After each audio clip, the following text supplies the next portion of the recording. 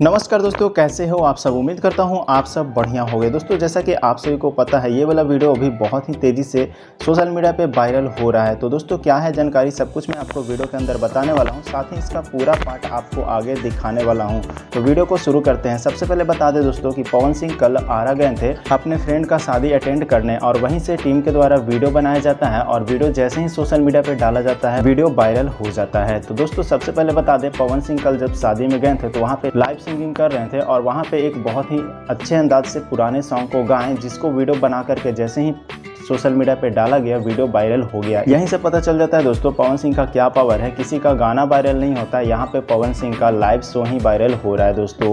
तो आप अंदाजा लगा सकते हो पावर स्टार का स्टारडम कितना बड़ा है, और यहीं से पता चल जाता है दोस्तों कि पवन सिंह के चाहने वाले कितने लोग हैं। तो सबसे पहले दोस्तों यहाँ पे देख सकते हो, ये वीडियो क्लिप आपको आगे मैं दिखा दे रहा हूँ। यहाँ पे पवन सिंह और गुंजन सिंह एक साथ मस्ती करते हुए नजर आ रहे हैं, और पवन सिंह गुंजन सिंह के ऊपर नोट भी बरसा रहे हैं। देख सकते हो यहाँ पे बहुत ही अच्छा नज़ारा यहाँ पे देखने को मिल रहा है।